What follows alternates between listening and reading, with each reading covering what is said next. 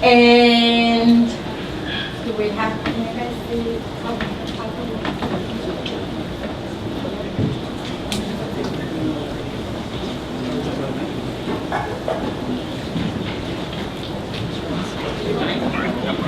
Okay, we have our 3 judges. Judges, can you introduce yourself to the audience, please? And say like a word of wisdom. Plastics. My name is David S. Rose, angel investor, entrepreneur first and foremost. I founded New York Angels, which I'm now chairman emeritus. As an entrepreneur, I founded and I'm CEO of Gust.com, which I think many of you know. Big supporter of autism, delighted to be here.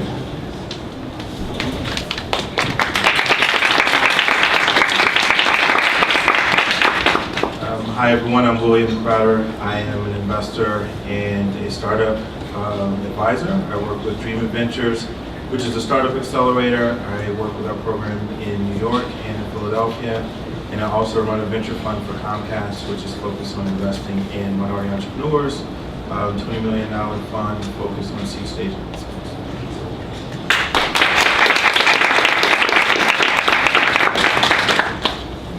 My name is Tim Gladden. I'm a partner at Ramon Law. I'm a corporate and securities attorney here in New York, representing entrepreneurs, startups, early stage companies, and mature companies, and all aspects of their growth and development. Okay, so let's get started. The first company is going to be latino2. Hi everyone. How many of you have experienced the value of being bilingual? Yay. So my name is Francisco and I'm here to represent latino2. We are a team of designers, developers, and social innovators that want to create digital tools for the Hispanic community that focus on education. While working on my thesis at the School of Visual Arts, I used my passion for education, language, and culture. I married that with my personal background and experience. This was the birth of latino2. Today, the Hispanic community is facing an educational gap. Our goal is to help parents breach that gap. As a first-generation Mexican American, I know firsthand the struggles of being a bilingual student. At 3 years old, Hispanic children are already 7 months behind their English-speaking peers. That is why we chose to work with Hispanic children of Mexican American backgrounds of the ages 3 to 5. But why Mexican American? People of Mexican origin make up 60% of the Hispanic population. And as a Mexican American myself, I can identify clearly with my audience. Let's take a look at how we believe we can use technology to help our community. Como padre, usted tiene el poder de formar el futuro de sus hijos. Hoy nuestros hijos enfrentan dificultad en la educación. Leí al rescate. Leí es una serie de episodios bilingües que enseñan habilidades en la alfabetización de temprana edad, con simpáticos personajes mexicoamericanos. Descubre el potencial ilimitado de sus hijos a través de aventuras en la alfabetización. Visite nuestra página lei-lei.org para aprender más.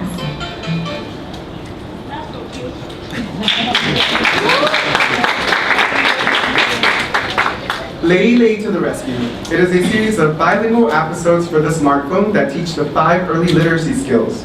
latino2 will empower families by teaching parents about the educational gap, providing unique literacy exercises for kids to build the necessary foundation, and connecting parents to additional resources.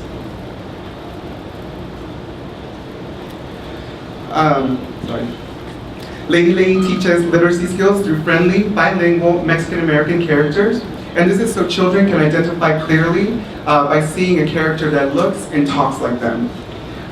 We are also filling a void within the market of Hispanic characters.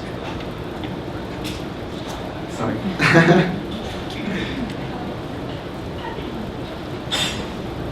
Now I would want to show you the demo that we've been working on.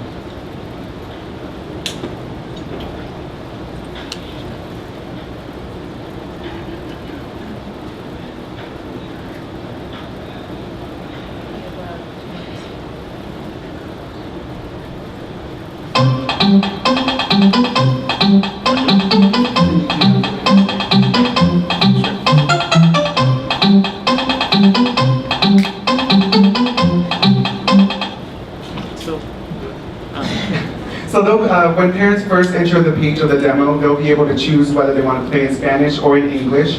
And the idea behind it is that there are studies that show that the way that a child learns Spanish builds the foundation for when they are ready to learn English. So that's the setup of the game.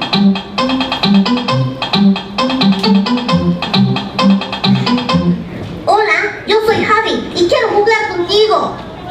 Hoy vamos a jugar con las letras A, E, I, O, U. And so we're trying to hit all the literacy skills. One of the main ones that you're seeing right now is letter recognition and phonemic awareness. We're also trying to focus on building this more extensive version, which you will see further along.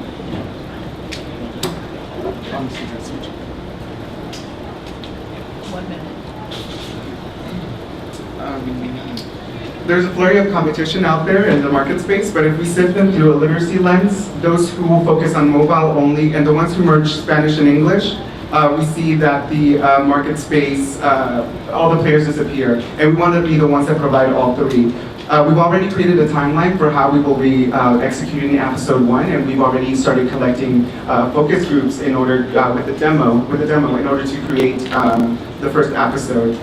We would need our venture requires a startup cost of $30,000 for the development, and we would first price the app at 99 cents, and with a market size of 230,000, we would be able to make a revenue of 160,000. And in the first series, we will have 5 episodes, so you can do the math. And we are looking to be a social venture that creates viable educational tools for the Hispanic market, but also give back to the hardworking community centers who have helped us and push our community forward. The last slide is that we just launched our Kickstarter, so I would love for all of you to go visit, donate, and share, and help us create Lady Lady. Thank you.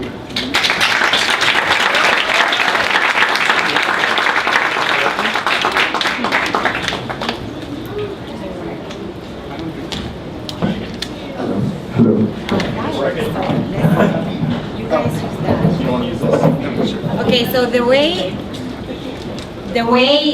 the pitch competition works is the entrepreneur does a 5-minute presentation, which is what Francisco just did.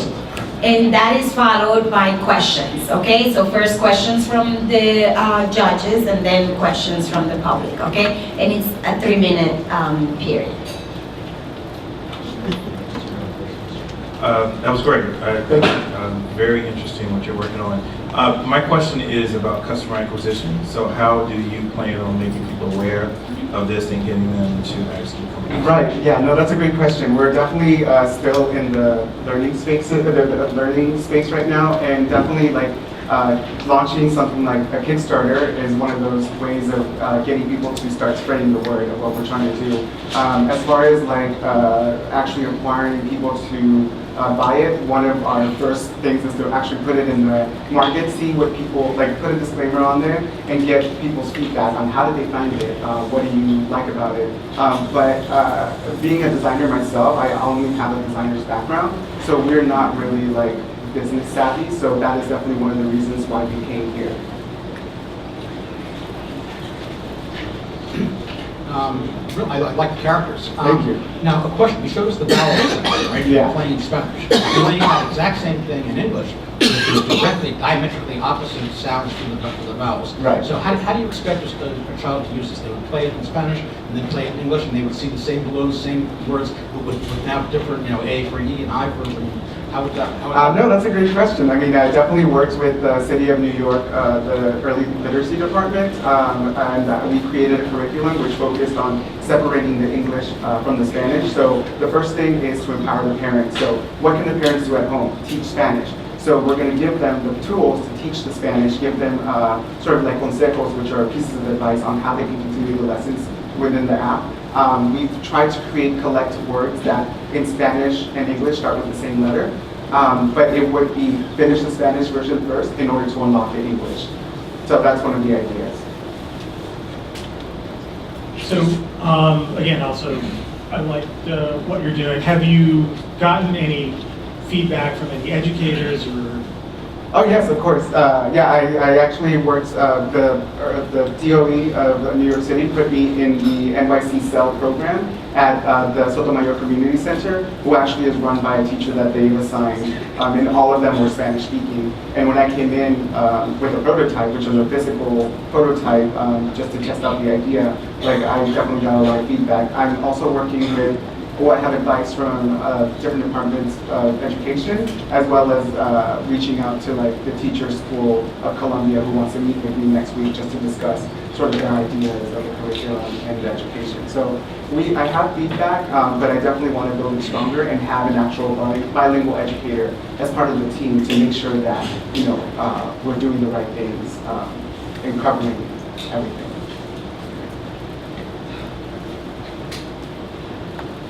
Thank you. Questions from you?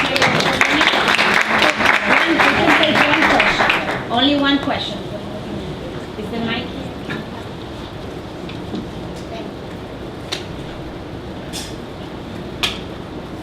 Thank you. As always, I've mentioned this to you a couple of times, it's just really a great product. Thank you.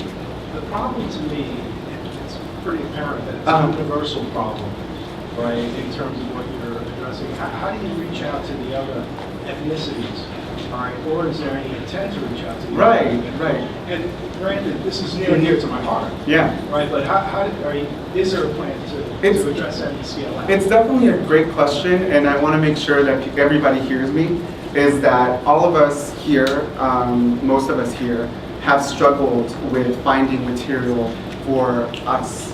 And I want to make sure that people understand that I'm definitely focusing on the Mexican American community, but we do plan to expand beyond that to cover other Hispanic communities. So it wouldn't just be there, but right now we are definitely testing this first to make sure that this works, and before we put it out into the whole world. As far as like somebody learning Spanish to English, or from English to Spanish, we'll definitely work to find a way to make it accessible for everybody. That's great. Thank you. Thank you for your question.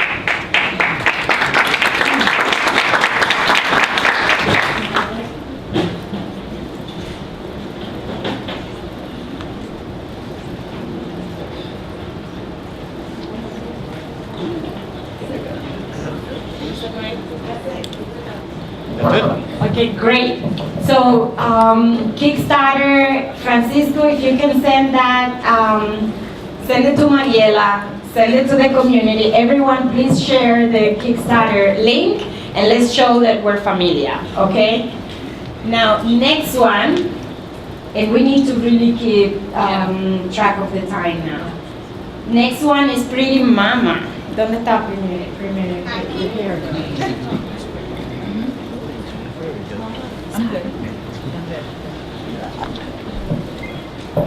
Are you gonna use the mic?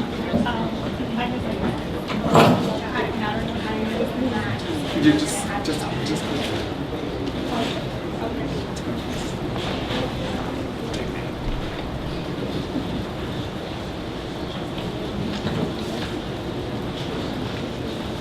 Latinos! I am super excited to be here, and I'm just excited. My name is Elizabeth Chen. I am from Colombia. I am married to a Chinese from Taiwan. He was born in Taiwan. And I'm a wife, a mother, and my baby is going to be 3 years old. And the name of my company is Pretty Mama Breastfeeding. I am a certified, bilingual certified lactation counselor. And I became part of the Greater Lehigh Valley Breastfeeding Coalition. I work with doctors and pediatricians in terms of communication for the bilingual community, the Hispanic community. I started the first bilingual breastfeeding support group for the city of Easton, and I team up with a number of doctors, pediatricians, people within the community, health experts to bring information for moms, new moms, and the moms that actually want to breastfeed. So, I am here to talk about women breastfeeding. I struggle with breastfeeding. When I decided to go to work in the corporate world, I knew that I was going to have a family, and sooner or later, my family was going to grow, and I had to make a decision that if I was actually going to work in the corporation or actually stay at home taking care of my baby, nursing him. And it was a tough decision. We struggled with breastfeeding. My son arrived. We didn't have the people that were there available to help us with the problems that I encountered with nursing my son. And so, with all that said, I need to make breastfeeding more accessible and available for the corporate woman.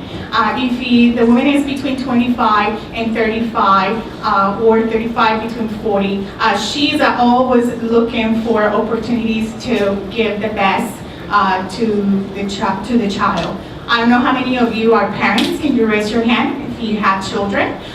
You always want to give the best. I don't know how many of you knew that breastfeeding actually accelerates the IQ of the baby and actually cuts 45% of breast cancer and ovarian cancer and about 40% in the statistics of postpartum depression. And so with all those statistics, I say I need to actually create an idea, and I created Pretty Mama. Pretty Mama is a platform where moms actually go and find me to do webinars online to educate themselves, and the family can educate themselves. They can also shop on the website because there are all these different things going on during pregnancy. You need the clothing, you need all the maternity stuff, you need the stuff for the baby, but then the platform Pretty Mama actually gives, the website gives the avenue for the mom to put all those things together. In the USA in 2013, about 6.7 million pregnancies we have. Women breastfeeding in the state of Pennsylvania had the statistics that say 67%, previous to 25%. In the state of New Jersey, we have currently 79% women actually breastfeeding, previous to 20%. So the scale is increasing, they're accelerating. The statistics that I have right there is for the baby-friendly hospital. The baby-friendly hospital initiative with the WHO, which is the World Health Organization, and UNICEF in the United States, says that all the women actually should be breastfeeding. The American Academy of Pediatrics say that women should breastfeed the baby for at least 1 year. So all the baby-friendly hospitals are up to the ladder, and in this chart it says how the greater number of hospitals and women are actually on board to breastfeed. 25 seconds. I mentioned that I have the Destination Boutique that specializes in providing high-quality breastfeeding equipment, fashion wear necessities for the expectant mom, along with lactation services. The idea is to actually hire many lactation consultants across the entire United States. Well, first in the state of New Jersey and Pennsylvania because it's local to me. And then provide them, all the women with that opportunity to connect each other.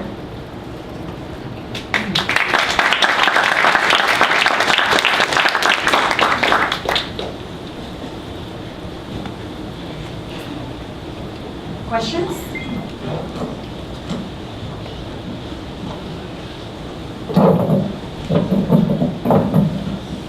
So you're, thank you very much. Are we, so you're creating a site and a community then for the women who are breastfeeding, and have you already set up your site? Have you started to get an idea of what the interest is, both in the information and also on the e-commerce side? Yes, I happen to have experience in the part of logistics, and I happen to have experience in the part of web analysis and web development. I developed my website, which is prettymb.com, and I launched the website about 2 months ago. Before getting into the website, through the support group that I found, I asked to hundreds of women what they would like to see in that website, what were the things that I should have there. And based on that, all the data that I got from the support group and from a number of resources, I created it. So far, I have had 2 sales on the website for product. I have nursing bras, maternity, all kinds of things in there. And more women are receptive to the website, and they're actually buying the product and actually questioning, she has also lactation services. So what is this all about? So they know that the platform allows them to ask me questions directly through the website. Great. We won't be able to take more questions because the questions will be 3 minutes. Thank you so much. Thank you so much for having me. So the third competition is Desmadre. ¿Dónde está Jesús? There you go.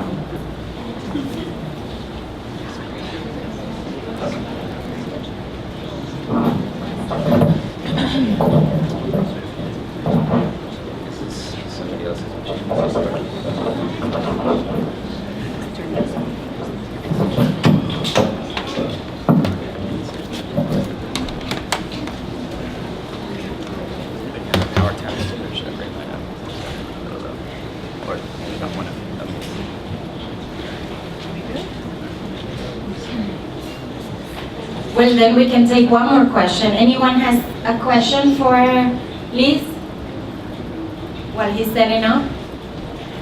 I dance salsa. Who else is in this space? What other sites are there that are devoted to breastfeeding or lactation or breastfeeding supplies? Just PDF. I'm just supposed to be a PDF and then I gotta switch it. Oh, it's public here. I have a great competition, which is Johnson & Johnson has babycenter.com. Baby Center is a very large platform where they have many companies pitching in and selling product through the Baby Resource Center. I also have La Leche League, which is an international organization that sells all sorts of things, as well as connect the moms with lactation consultants. But the difference between those and my website is that I am bilingual, and I am attracting, specifically, I'm targeting specifically the Latina to come to ask me those questions in Spanish, and have not just communication through chat, but have the ability to meet in person and actually help her with breastfeeding. Anthony? Where's Anthony? Or Ellie? We can show it here. That's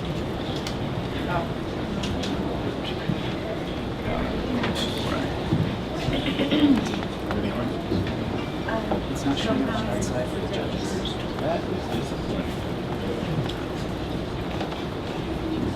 Oh, okay, we're good. There we go. Look at that.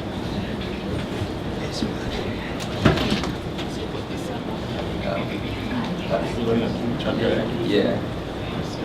Yeah, we're good. Yeah. Are you sure? I'm good. I mean, it's a whole.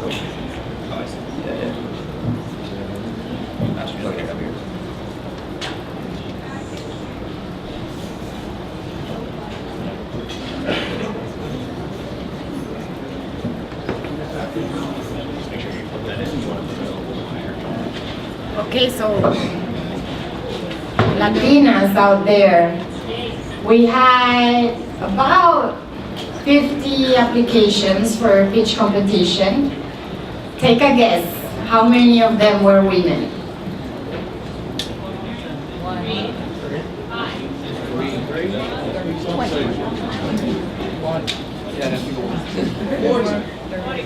Four. So shape up, come on. we have to make it happen. Okay, so after this being said, desmadre. Yeah. Desmadre. So this is desmadre. Does anybody know what desmadre means? Most people do, I'm sure. You guys familiar with the word? I'll go into it in a minute. I'll explain it with the brand. So desmadre, what's that? So desmadre is next level video content for a cross-cultural audience. So the opportunity, Hispanics are by far the top digital consumers in social and mobile video. Currently not enough original, authentic inventory to satisfy demand from this audience. There's also enormous inefficiencies in sourcing and delivering this content to them. Market size, Hispanics are a powerhouse. Obviously, we've kind of already been through this today. This is a little bit of a different number that I use here, saying that there are currently 65 million Hispanics in the US and Mexico between the ages of 15 and 39. And I bring that up because those are the two markets that we're specifically going after, and that's kind of the age demo. Kind of Latino millennials from this 15 to 35, 39 age range. Hispanic spending power in the US, 1.2 trillion. Hispanic media spend in the US, $8 billion. 1 in 5 US teens are Hispanic, and the growth rate is 4 times that of the US population.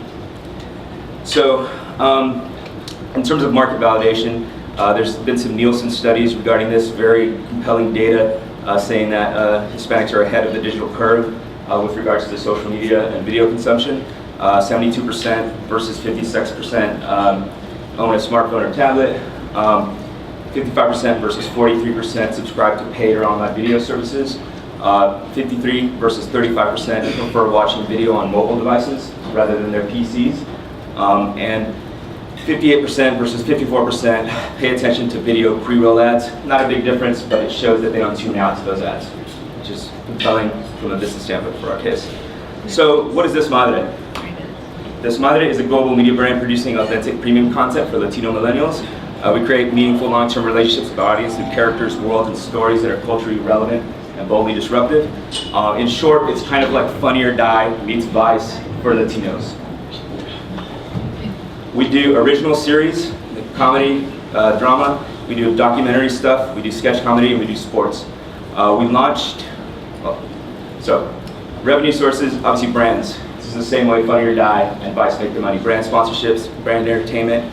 Consumers, we're not doing a pay model now. It is possible in the future to do a pay-per-view model. There's a lot of different models for content delivery right now. And then the other big one is intellectual property. So we own everything we make. A lot of this stuff can be upmarket to more traditional distributors like cable, Hulu, Netflix, blah, blah, blah. A lot of opportunity in that space. Not a lot of good content for this space. So competition, we like to think that we are very culturally resonant. Compared to some of the more traditional avenues on the left here, you have the kind of more traditional Telemundo, Univision, cable TV outlets, whatnot. And then on the right, you see some kind of more upstart digital outlets, which is latino2 tele. And so yeah, we're going for a really targeted mobile approach and doing really culturally authentic kind of grassroots content. So strong advantages for design and brand, tech adaptability. I make content, I'm a filmmaker, but I'm also an engineer. I have a mechanical engineering degree from Stanford. So I'm very tech driven, very data driven. We have a lot of market insight that, you know, this is a market that's obviously trending, and production value from a filmmaking standpoint. We have driven the cost down to make like really high quality content with all the new digital technology that's available now from a filmmaking standpoint. We launched 7 months ago.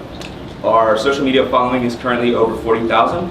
Combined with one of our talents, who's one of our founding artists, our social media following is 870,000. So we leverage a lot of his social media power to get our stuff out there. And we've spent 0 marketing dollars. We just made stuff. Exit comps, what does this look like from a business standpoint? Rev3 was a content maker for science and tech. They raised $1 million in 2005, eventually $10 million. They were acquired by Discovery. Obviously the comparison, Funny or Die, that's their valuation, 200, 300. And Vice, which is the behemoth from this sort of content. Team, myself, managing partner Amy, not here, and then we have an artistic director. We have an advisor who is co-founder of a mobile startup company, sold to PayPal, and another person who is a creative director for Stanford Alumni Association. So yeah, that's this madre. I do want to show something very quickly.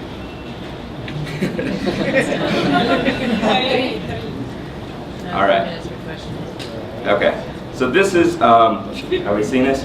So this is our YouTube page. We use YouTube for outreach and for getting the word out because it is the second largest, basically, search engine behind Google itself. So you have to be on YouTube, but we are platform agnostic. The idea is like we just distribute through whatever. We have a very strong Facebook presence, Twitter presence, Instagram, and we have a series that did very well called Masa and the Power. Masa and the Power is basically kind of a satire parody of gangster, like Breaking Bad, but he's selling tamales instead of drugs. So we'll show you that real quick.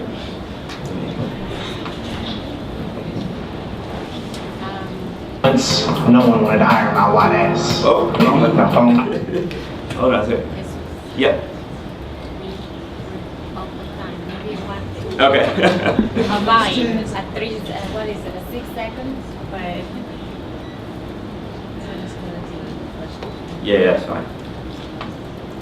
This is Shingo Bling as.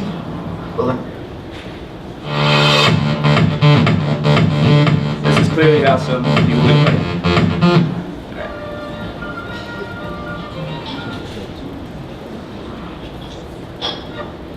Sorry, guys.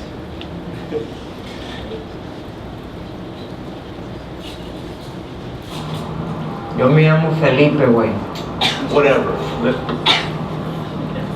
Maybe out in Mexico, they give you weed breaks. But out here in America, the home of the brave, the land of the free, you gotta work hard, okay? Like me. What we should do is set up shop. Set up our own clica, our own fucking restaurant. Aquí, the first day of Equinox, the first day of the Aztec calendar.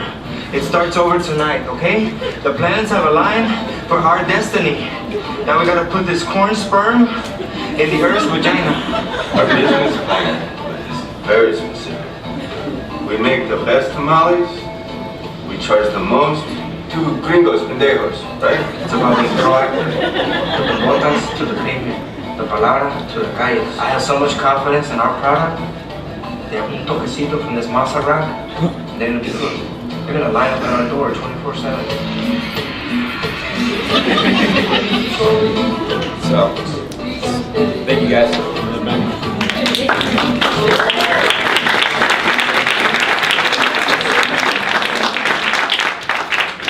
We have room for one question. That's it.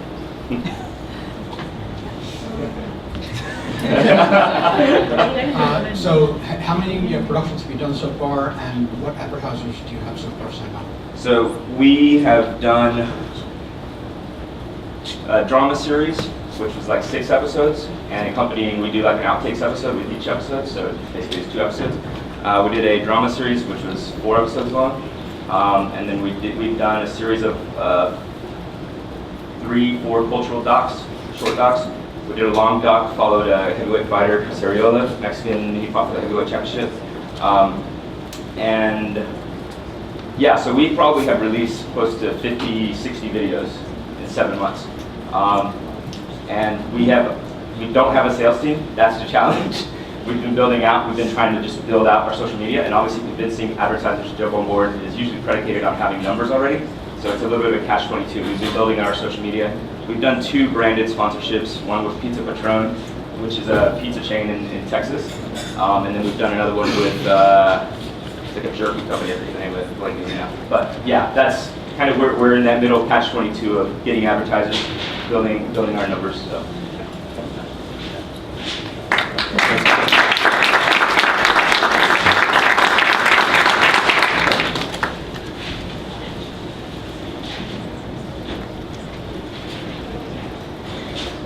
So we'll have the last speech for this group, and then we have a keynote that's coming, and then after that we'll have the last three, okay? So diverse scholars.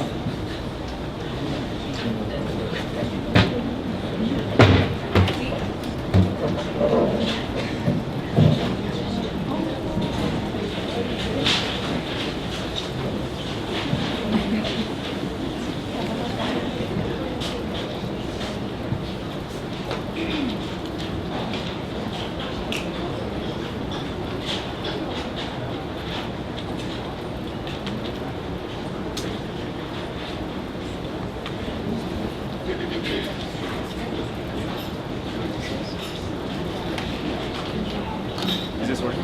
Can you use? Is this working? Can you hear? Yes. Don't steal the mics. Where is the... Míralo ahí.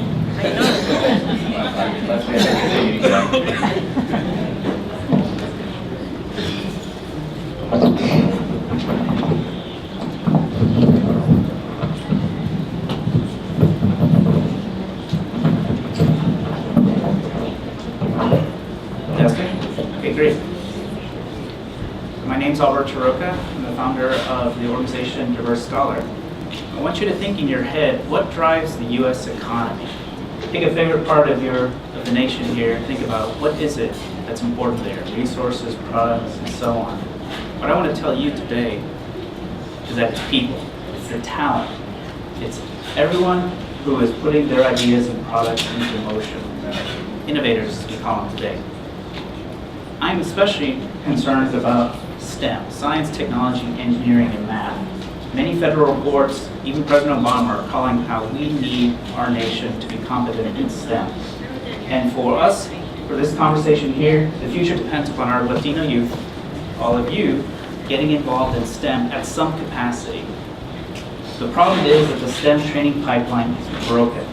Kids who want to become future leaders at that nice building representing academia can't get through.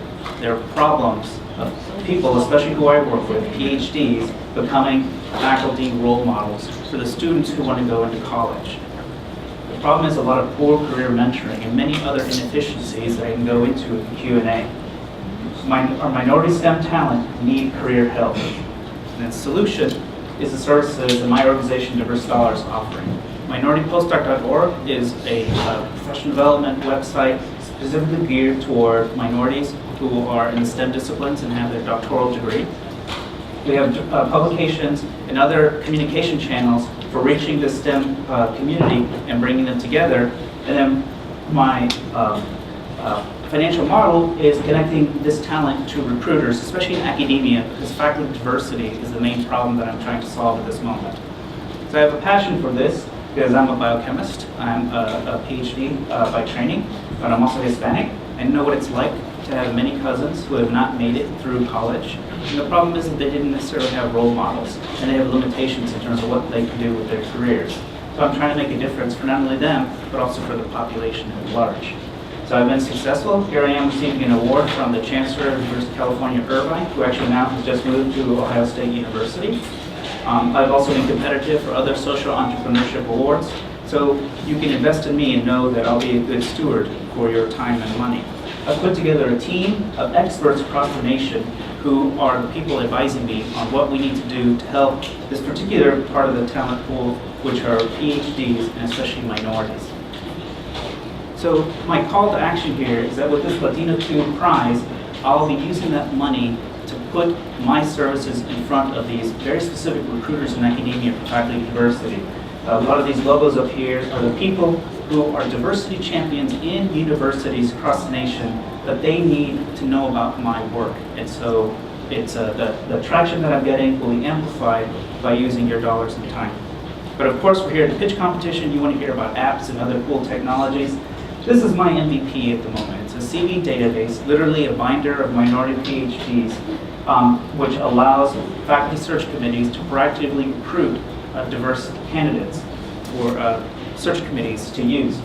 Of course, the idea is to make this a mobile app. For various reasons I can go into in the Q&A, there's some specificities for the design that I have, the idea of this mobile product, which would be highly scalable.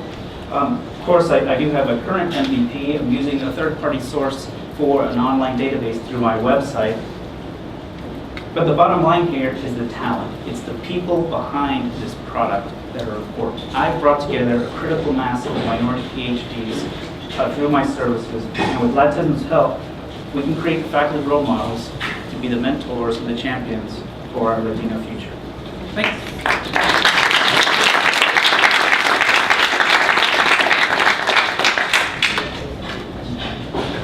So good to see you again. All right, here we go. Is that better? So my question is, how do we, well, I guess the question is, do the universities care? Meaning, is this something that really matters to them, and to what extent? How many of these positions are they looking to fill? Things of that nature. All of these institutions have some type of diversity stakeholder, as I call them. A chief diversity officer, this is the National Association of Diversity Officers in Higher Education. They have an EEO, affirmative action officer. This is the American Association of Affirmative Action Officers. Or they have stakeholders that are in departments or faculty who are just studying these things.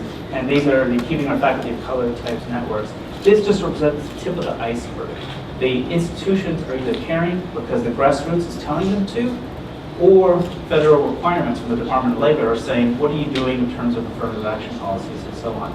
So everyone cares. The problem is that they don't know where to find the talent. And so that's what's been unique about Diverse Scholar, is that I've been able to find the few minority PhDs that are out there to then connect them as a talent sourcing for solving this problem.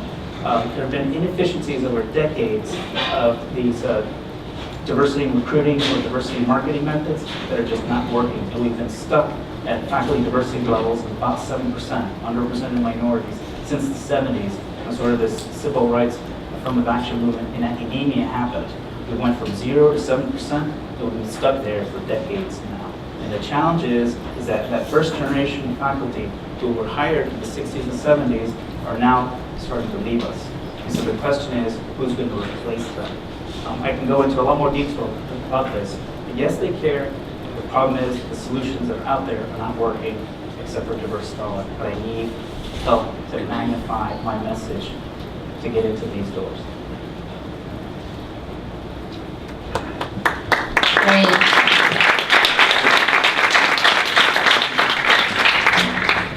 Okay, so we're gonna take a break from the pitch competitions. Now we have 3 more to go. Actually, 2 updates that are going to be 3-minute long, and then 1 last pitch competition. So I am very honored to introduce the FCC Commissioner, Commissioner Rosenworcester.